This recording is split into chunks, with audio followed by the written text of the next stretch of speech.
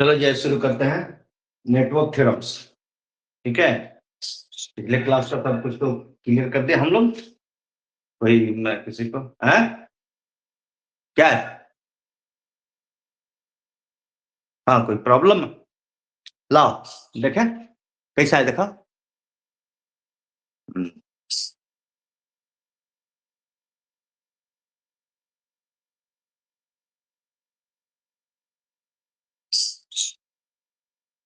And the circuits on below, which is closed and steady state conditions reached. Okay. Now at time t equal to the switch case obtain the expression for the current to the inductor. Okay. Circuit जो दिया है, ठीक है। Okay, will do first. हम लोग इसको पहले करते हैं, क्वेश्चन में लिख देता हूँ तब किसी के पास आ जाएगा question.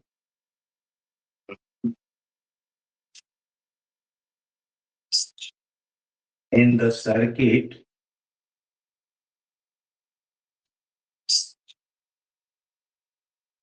shown below,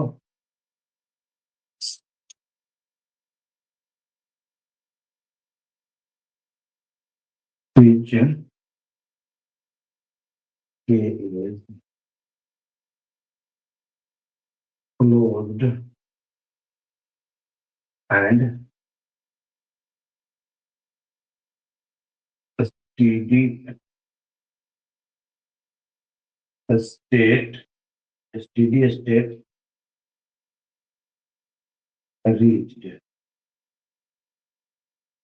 reached. Now at time,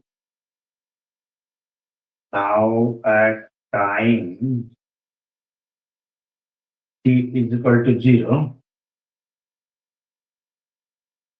Now at time t equal to 0, switch K is opened,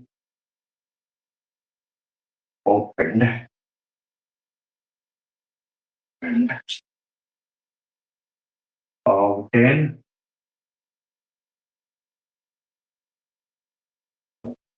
expression, obtain the expression for the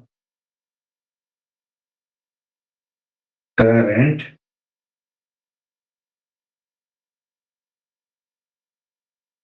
to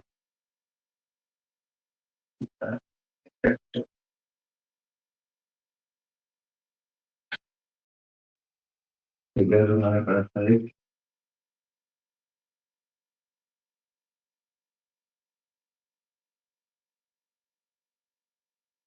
10 volt का बैटरी है, ये स्विच है, ये ये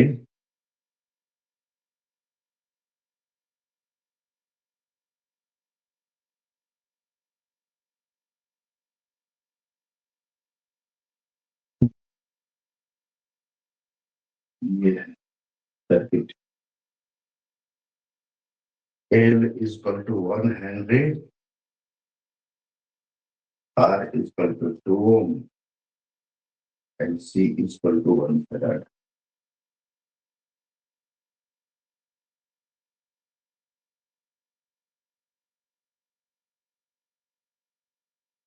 आई और टी यही ऑप्टेन करना है, ठीक है। यही क्वेश्चन है, ऑप्टेन करना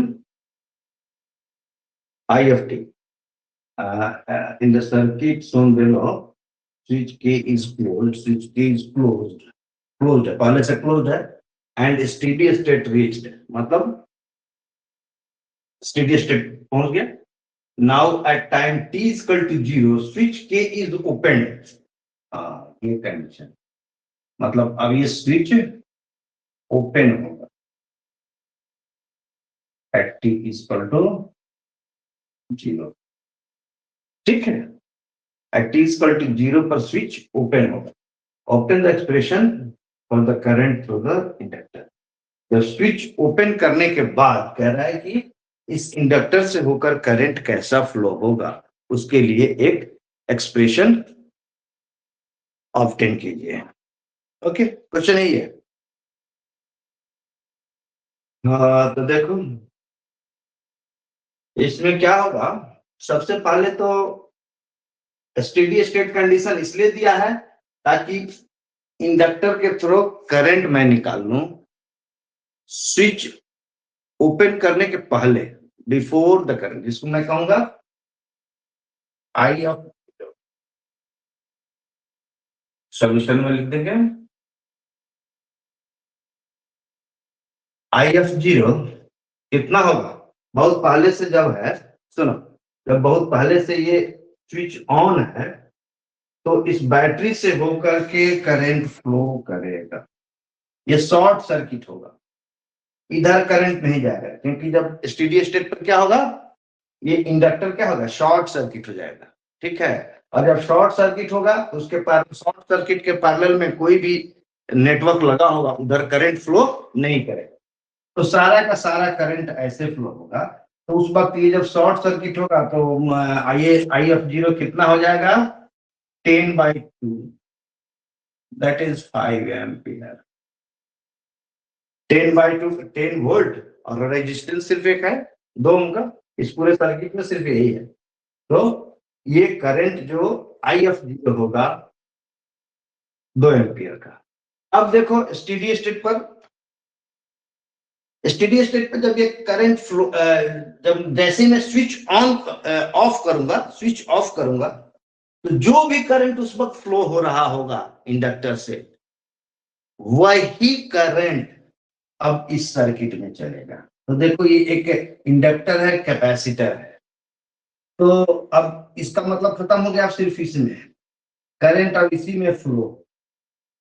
तो ये किस तरह का होगा, मुझे तो लगता है ये टाइम सर्किट बनता है, ये ऑसिलेटर सर्किट, एक इंडक्टर और एक कैपेसिटर मिल करके एक बेसिक ऑसिलेटर सर्किट बनाते हैं। तो इससे जो करंट मिलेगा, कुछ साइन या कॉस कुछ मिलेगा, देखते हैं क्या होता है। तो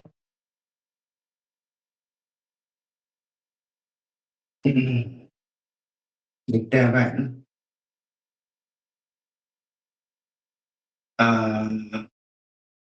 when switch open at t is equal to 0, जब स्विच ओपन होगा t is equal to 0 पर, तो मैं मान के चल रहा हूं कि आई एफ टी करंट फ्लो हो रहा है इंडक्टर से। ठीक है, और यही करंट, इसी करंट से चार्ज होगा, फिर डिस्चार्ज होगा, फिर चार्ज होगा, ऑसिलेट करेगा इसी तरह से, मुझे तो यही लगता है। ओके,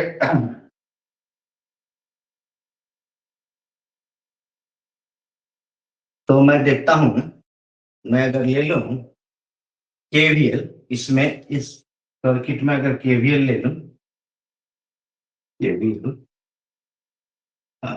नाउ टेकिंग केवीएल,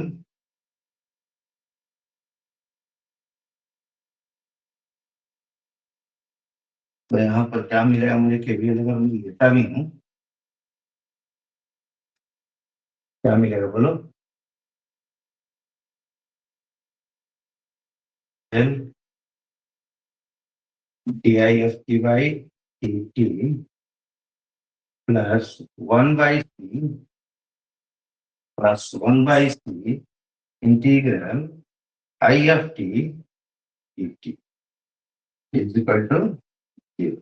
यही होगा ना, हाँ जी, देख लो तो यही होगा।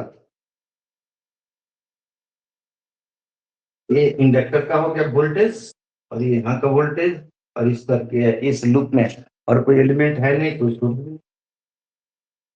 ओके। तो मैं देखता हूँ यहाँ से लैप्लास ट्रांसफॉर्म अगर मैं ले लूँ इसमें, एल, ये क्या होगा, S I of S minus I of zero. लेकिन ये तो पहले से पूरा ही डिस्चार्ज है ना, इसमें कोई चार्ज होगा ही नहीं। तो इनिशियल कंडीशन, इसका इनिशियल कंडीशन तो जो सिर्फ इसका, क्योंकि उस वक्त शॉर्ट सर्किट है तो इधर कोई करंट शुरू हो जाएगा। Plus 1/c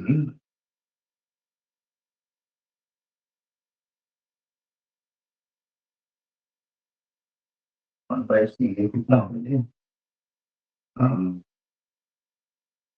I of F by F, और प्लस वाला जो इनिशियल कंडीशन वाला VC of 0/s होगा, तो VC 0 इसमें कुछ होगा ही नहीं, जीरो है।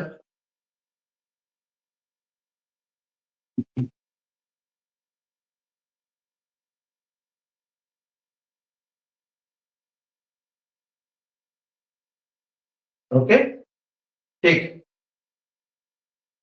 तो मैं यहाँ पर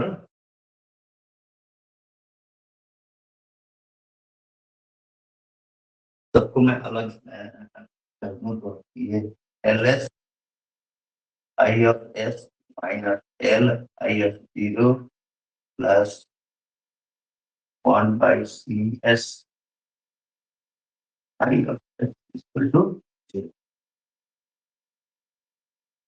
सही है।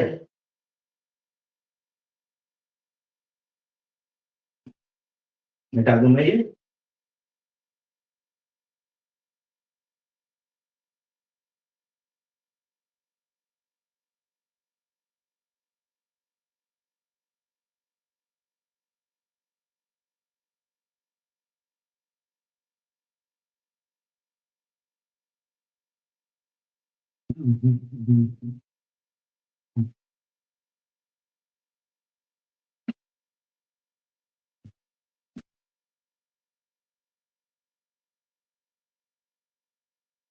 हम्म, तो यहाँ मैं ये जो होगा, यहाँ से वैल्यू मैं सब्स्टिट्यूट कर दूं, तो मैं क्या, L कितना 1 हेनरी, तो सिर्फ S I of S minus L I of zero, minus L तो 1 हो गया, आई ऑफ जीरो कितना था, 5 एम्पियर से शायद, 5 माइनस 5 प्लस ये 1/CS है, आई ऑफ एस है, तो C है 1/S आई ऑफ एस हो गया ना। तो यहाँ से मैं देख सकता हूँ कि आई ऑफ एस जो होगा, मैं अगर मैं कॉमन ले लूँ, S plus 1/S equal to -5 को तो ले लेंगे,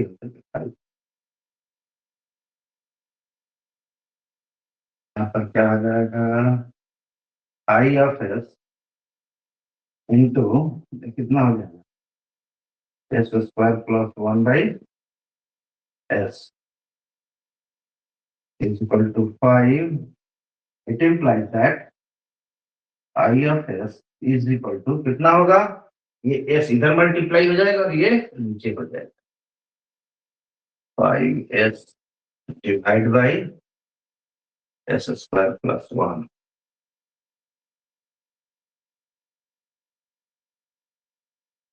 यही होगा जी।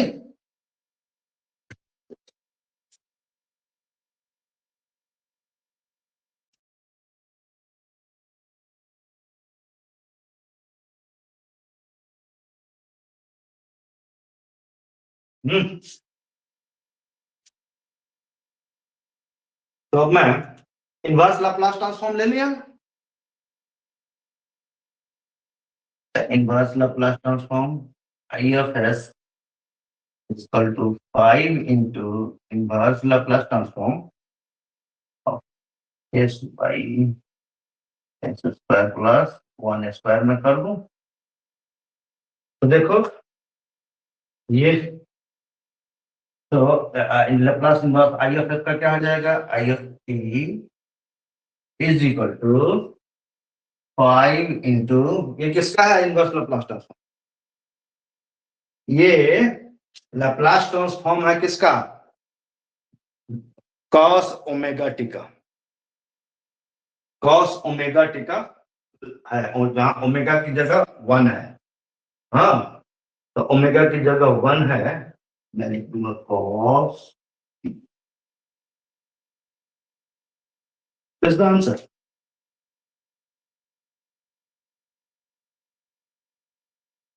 Five cos T.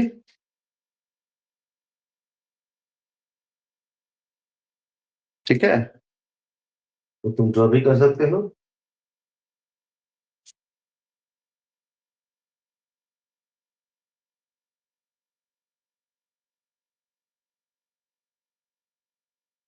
Five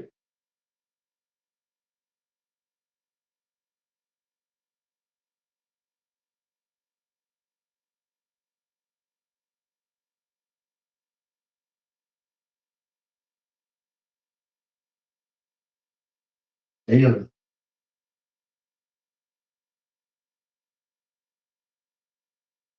T equal to 0, ये होगा तुम्हारा आई आर टी।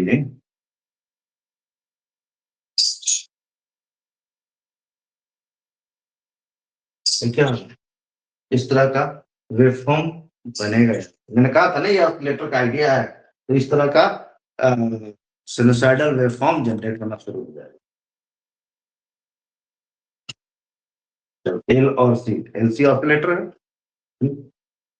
तो 5 cos t एम्पलीट्यूड का, and t equal to 0, t cos 0 equal to 1, 5 into 1, 5, और उसके बाद ओके, आगे बढ़े। हाँ, और किसी को कोई क्वेश्चन है? और कोई? आज क्वेश्चन का ही क्लास कर लेते हैं, नेटवर्क थ्योरम्स करना था। और किसी का कोई क्वेश्चन है? ओके, नहीं है, कोई बात नहीं, मिटा दूं मैं।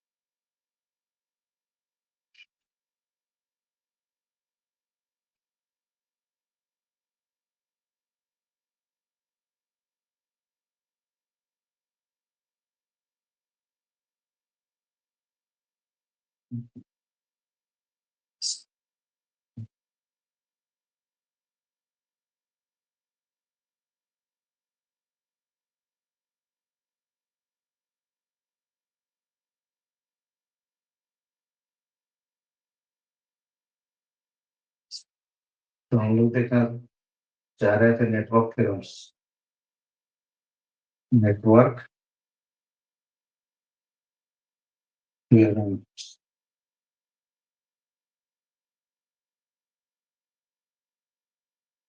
ठीक है।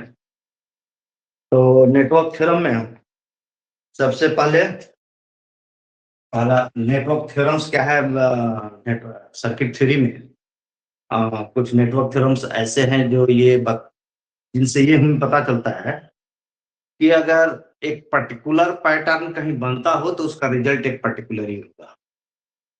जैसे बहुत सारे थ्योरम्स हैं, जो सबसे पहला है superposition theorem. Superposition, superposition theorem, ठीक है। सुपरपोजिशन थ्योरम, सुपरपोजिशन थ्योरम ये कहता है कि भाई अगर किसी भी सर्किट में, किसी नेटवर्क में हम अगर एक से ज्यादा सोर्स हों, ठीक है, एक से ज्यादा सोर्स कितने हो, एक से ज्यादा हो, तो उस कंडीशन में तो सारे सोर्स का कंबाइंड इफेक्ट जो होगा, मतलब रेस्पॉन्स, ओवरऑल रेस्पॉन्स जो होगा किसी पॉइंट पर, नेटवर्क के किसी पॉइंट पर, उसका जो रेस्पॉन्स होगा वो अलजेब्रिक सम होगा किसका, इंडिविजुअल सोर्स और उसके रेस्पॉन्स के अलजेब्रिक सम के बराबर। मतलब कि अगर एक एक करके, जैसे मान लो 5 सोर्स हैं, तो 5 सोर्स एक ही बार अगर लगा देते हैं तो किसी रेजिस्टेंस के अक्रॉस जो वोल्टेज या करंट होगा वो क्या होगा, अगर उन पांचों सोर्स को मैं एक एक करके सर्किट में लगाऊं, वहीं पर एक एक करके जहां पर है एक एक करके लगाऊंगा, तब रेस्पॉन्स लूं। जैसे यहां पर वोल्टेज लगाया, तब यहां का वोल्टेज देखा, फिर यहां पर वोल्टेज लगाया, फिर वहां का वोल्टेज देखा, फिर वहां का वोल्टेज लगाया, और इस तरह से एक बार एक ही सोर्स ऑपरेटिव हो, अब बाकी उस समय बाकी सोर्स इनऑपरेटिव हो, तो इस तरह से सारे सोर्स से जो रेस्पॉन्सेस मिलेंगे उन सब का अलजेब्रिक सम जो होगा वही होगा ओवरऑल रेस्पॉन्स। ओवरऑल रेस्पॉन्स मतलब सारे सोर्स एक साथ में लगा दूं तो जो रेस्पॉन्स देगा वो वही रेस्पॉन्स देगा कि इंडिविजुअल सोर्स को मैं लगाते हुए और उसका रेस्पॉन्स देखूं, इंडिविजुअल रेस्पॉन्स का अलजेब्रिक सम होगा। इसको हम लोग पढ़ते हैं, इसको लिखना चाहो लिख लो, मैं लिखा देता हूं। इन ए लीनियर नेटवर्क, लिखो, in a linear network with several sources, the overall response at any point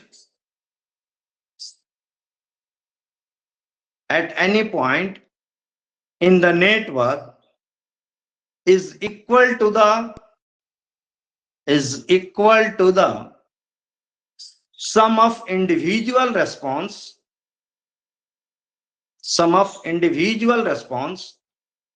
of each source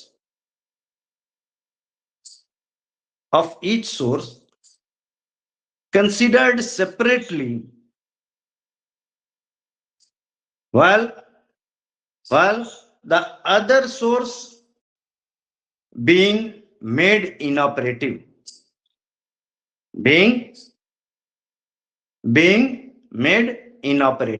ठीक है। तो ये तुम्हारा स्टेटमेंट है इस सुपरपोजिशन थ्योरम का। तो इसको हम लोग प्रूव होते हुए देखेंगे कैसे, ये हम लोग इसको हम लोग कैसे समझे। इसको नेटवर्क से मैं यहाँ पर एक सिंपल, बहुत ही सिंपल नेटवर्क से हम लोग ये समझने की कोशिश करेंगे। अगर मैं एक छोटा सा नेटवर्क में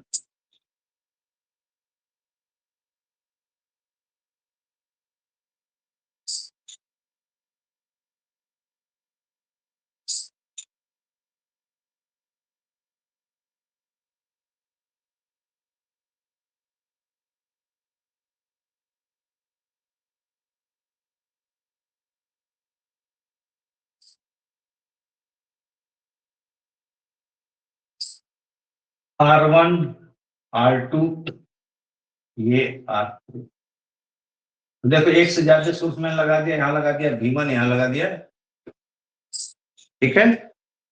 यहाँ पर 2 सोर्स मैंने लगाए और simple resistances R1 R2 and R3। इस लूप में लूप 2 बनेगा। इस लूप में मैंने कंसीडर किया करंट I1 और इस लूप में मैंने कंसीडर किया करंट I2। ये मैंने इस तरह लिया इसलिए कि वोल्टेज का बैटरी का डायरेक्शन ये है इस तरह। तो इस रेजिस्टेंस में दोनों करंट इस तरह, मतलब एक ही डायरेक्शन में एंटर हो रहा है, ठीक है ना, एक ही डायरेक्शन में। ऊपर से ये करंट भी ऊपर से नीचे आ रहा है और ये करंट भी ऊपर से नीचे आ रहा है, एडिटिव करंट है। तो यहाँ पर तो ये इसके वजह से जो I1 होगा, अब मैं ये फिगर ये हो गया, ये ले लो, हाँ ये ले लो, हाँ, और अब मैं एक सोर्स एट ए टाइम रखता हूं।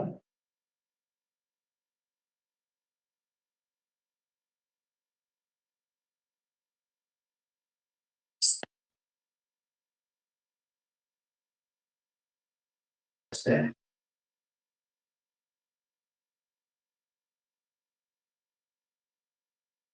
अब इसको मैं हटा देता हूं। This is I1, this is R1, R2, R3, this is V1। एक बार मैं सिर्फ इस सोर्स को V1 को लेता हूं और V2 को हटा देता हूं, उस वक्त मैं देखता हूं करंट क्या होगा। तो इसको मैं ले लूं I1 डैश, और इसको मैं ले लूं I2 डैश। ठीक, ये हो गया B। ठीक है, तुम्हारा B। अब अगर तीसरी बार उसके बाद अगर मैं इसको V1 को हटा दूं और V2 को रखूं, तब हम रिस्पॉन्सेस देखेंगे किसी भी पॉइंट पर। तो ये हट गया मेरा। हम्म,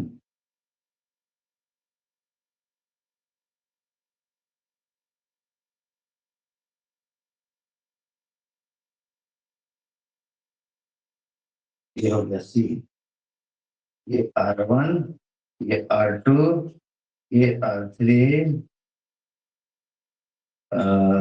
इसमें भी करंट ऐसे ही देखेंगे। ये I1 डबल डैश कर दिया, ये I2 डबल डैश कर दिया। तो ये सुपर पोजिशन के हिसाब से, ये स्टेटमेंट के हिसाब से ये कहता है कि इसमें अगर करंट I1 है तो ये कितने के बराबर, क्योंकि इस कंडीशन में दोनों सोर्स मैंने लगाया हुआ है, इस कंडीशन में दोनों सोर्स लगाया हुआ है, इस कंडीशन में एक सोर्स V1 लगाया हुआ है, V2 हटाया हुआ है, दूसरे कंडीशन में V2 लगाया हुआ है, CL V2 लगाया हुआ है, V1 हटाया हुआ है। ठीक है, तो इस ऐसे में जो ये रेस्पॉन्स होगा I1, जबकि मैंने दोनों लगाया हुआ है, उस कंडीशन में जो I1 होगा, स्टेटमेंट कहता है this I1 is algebraic sum of, इस कंडीशन में I1 डैश और इस कंडीशन में I1 double dash, I1 dash plus I1 double dash, ये होगा। उसी तरह I2, यहाँ का I2 जो है कितने के बराबर होगा, यहाँ का I2 dash plus I2 double dash. यही स्टेटमेंट है और सुपर पोजिशन भी यही है। कहीं भी सुपर पोजिशन की जब बात आती है, इसका मतलब यही होता है कि इंडिविजुअल सोर्स की वजह से जो रेस्पॉन्स मिले उनका अलजेब्रिक सम टोटल रेस्पॉन्स होगा। ओके,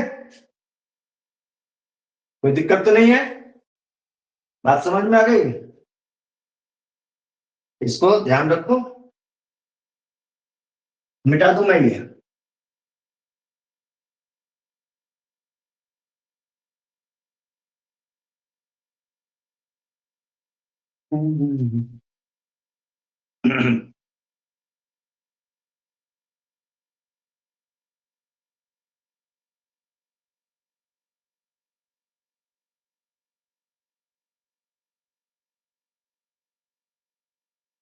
अब मैं एक एक करके तीनों से पहले मैं I1 निकालूंगा, I2 निकालूंगा इस फिगर से, इस फिगर से I1 डैश निकालूंगा, I2 डैश निकालूंगा, इस फिगर से I1 डबल डैश निकालूंगा, इस फिगर से I2 डबल डैश निकालूंगा। तीनों को निकालने के बाद मैं देखूंगा कि क्या I1 जो है I1 dash plus I1 double dash के बराबर है कि। इसके लिए नेक्स्ट मेथड से मैं यहां पर कर सकता हूं, देख सकता हूं मैं in figure A, in figure A मैं डायरेक्ट मैट्रिक्स बना दूं, तो यहाँ पर लिखो from figure A, figure A मैं डायरेक्ट मैट्रिक्स बना सकता हूं, बना दूं मैं। मैट्रिक्स बन जाएगा मेरा मुख से 2/2 का बनेगा R1 प्लस R3 और ये दोनों करंट इसमें जा रहा है मतलब ये माइनस नहीं होगा प्लस होगा R3 और यहाँ क्या होगा R3 यहाँ भी होगा और यहाँ क्या होगा R2 plus R3 into I1 I2 is equal to voltage matrix V1 and V2 V1 and यही मैट्रिक्स बनेगा ना अब सॉल्व करेंगे यहां से सॉल्व कर सकते हो तो I1 I2 क्या हो जाएगा यहां से I1 यहां से मैं लिख सकता हूं I1 is equal to delta 1 by delta 1 क्या होगा इसका यहाँ पर V1 V2 आ जाएगा V1 V2 और ये हो जाएगा तुम्हारा R3 R2 plus R3 determinant divide by इसका डिटर्मिनेंट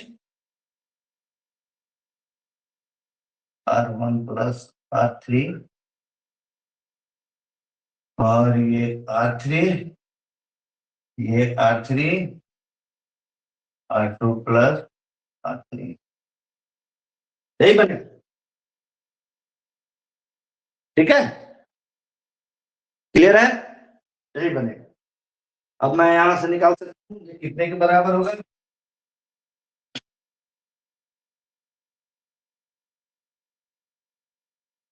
यहां से लिख सकता हूँ कितने के बराबर होगा ऊपर वाला V1 into R2 plus R3 minus V2 R3 divide by ये कितने के बराबर होगा R1 R2 R1 R2 R1 R2 R1 R3 R2 R3 R3 square और ये माइनस R3 हो जाएगा तो ये मैं लिख दूं ये हो जाएगा तुम्हारा R1 R2 plus R1 R3 R1 R3 plus R2 R3 इसमें आएगा R3 स्क्वायर लास्ट में आएगा R3 स्क्वायर और उसके बाद आएगा माइनस R3 स्क्वायर तो R3 square plus R3 square minus R3 square gets cancel तो डायरेक्ट देखिए ये है I1 ऊपर से मिटा दूं मैं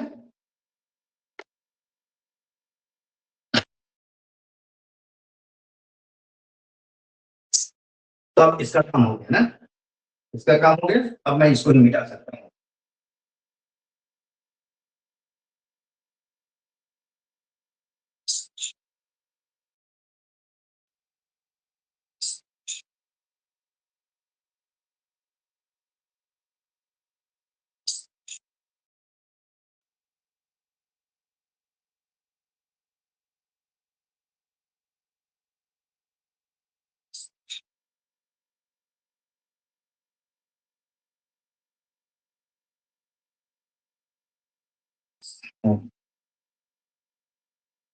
तो ये I1 मैं लिख सकता हूँ यहाँ से I1 कितने के बराबर होगा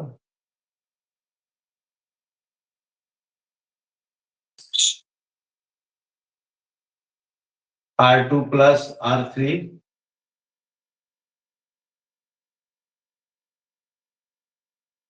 divide by this one R1 R2 plus R3 plus R2 R3 into D ये होगा minus R3 by this one R1 R2 plus R2 R3 into V2. V2. I'm having this one, equation number 1. Okay? ये मेरे पास एक equation number 1 आ गया। अब मैं मिटा दें इसको।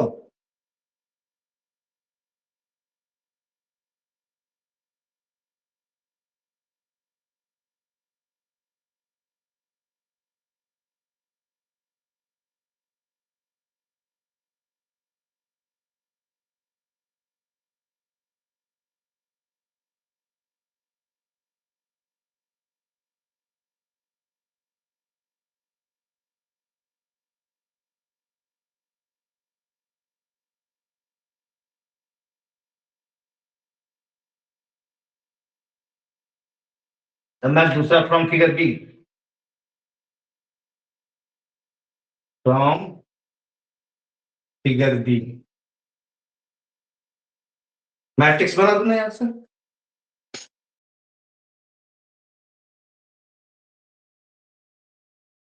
ये भी वैसा ही हो जाएगा। R1 plus R3 R3 R3 R2 plus R3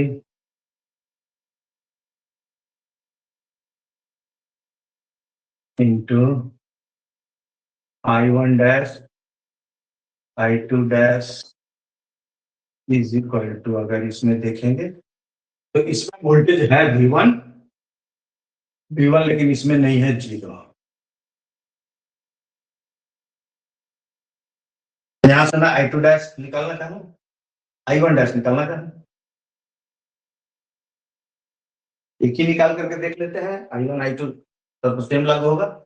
I1 dash निकाल कर देख लेते हैं और उसके बाद फिगर इस I1 डबल डैश निकाल कर देख लेंगे और तब देखेंगे ये I1 dash plus I1 double dash इसके बराबर होता है। बस एक भी देख लिए तो उसी तरह I2 पर भी लागू हो जाएगा।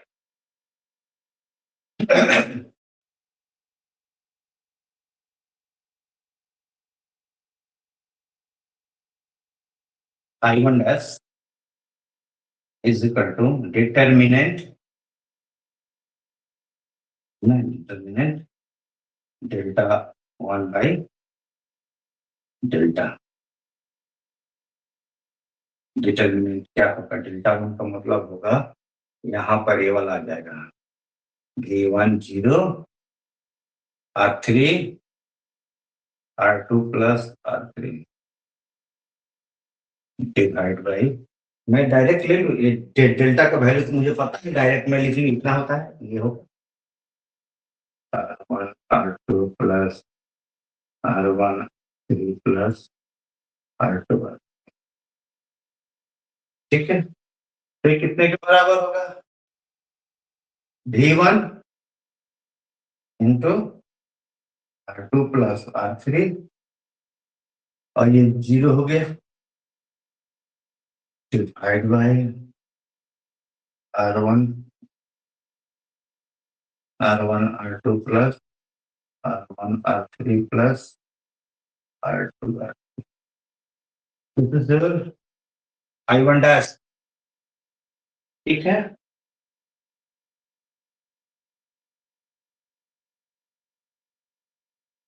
ये I1 डैश यहाँ से हो गया। अब फिगर सी से मैं निकाल दूंगा, I1 डबल डैश निकाल दूंगा, तो निकाल दूंगा इसको।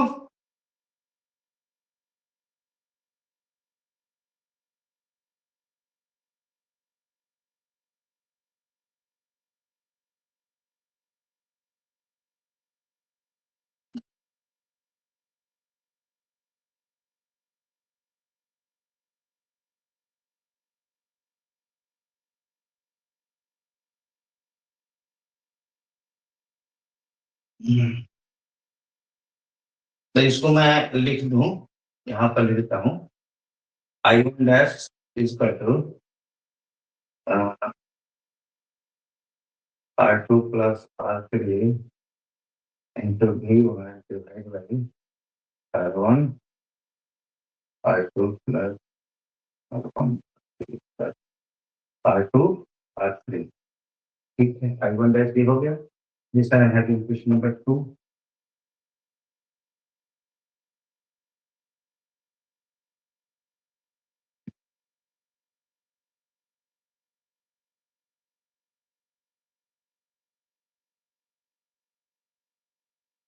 from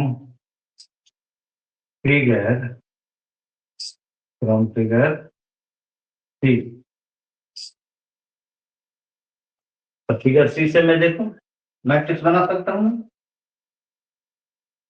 वही होगा R1 plus R3 R3 R3 R2 plus R3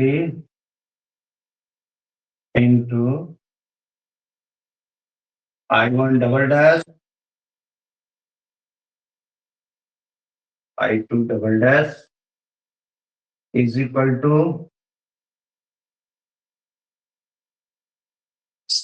क्या है इसमें पहले लूप में वोल्टेज नहीं है, सोर्स नहीं है, दूसरे लूप में है 0 into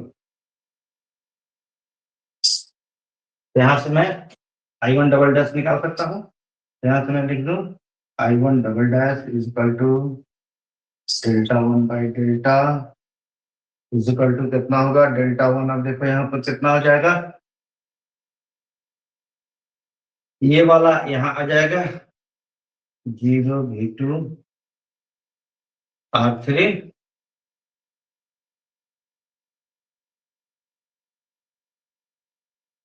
R3 R2 plus divide by delta का वैल्यू वही होगा R1 R2 plus R1 R3 plus R2 R3। इसकी वैल्यू कितनी होगी देखोगे, ये 0 हो गया V2 minus this minus this minus R3 V2 divide by this plus plus R2 R3। Okay ठीक है जी। तो अब मैं इसको लिख सकता हूं,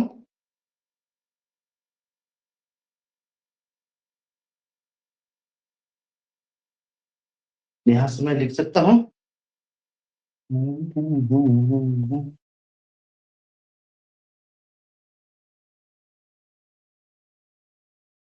ये I1 डबल डैश कितने के बराबर होगा माइनस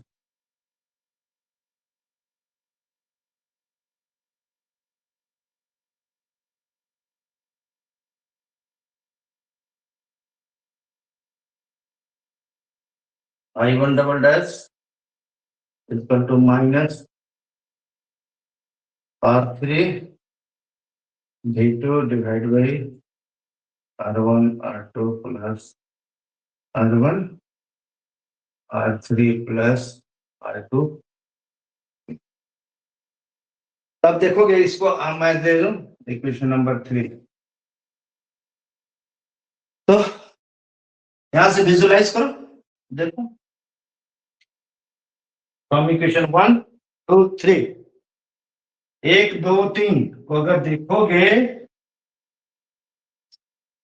इफ यू विजुलाइज यार तो क्या तुम्हें मिलेगा 1 2 3 अगर इक्वेशन को देखोगे तो equation 1 is equal to equation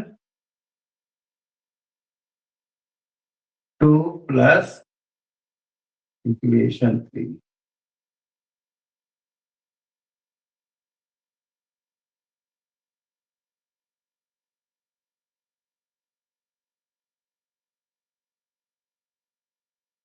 equation 3 है, ठीक है। इक्वेशन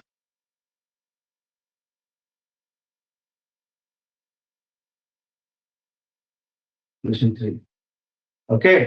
देखोगे इक्वेशन 1 क्या है, देखो I1 equal to R2 plus R3 V1 2 में है R2 plus R3 V1 divide by this 2 हो गया और 3 से ले लो माइनस R3 बाई V2। तो ये दोनों सम जो है, ये जो है I1 का दोनों सम ये इंडिविजुअल यहाँ पर I1 dash and I1 double dash है।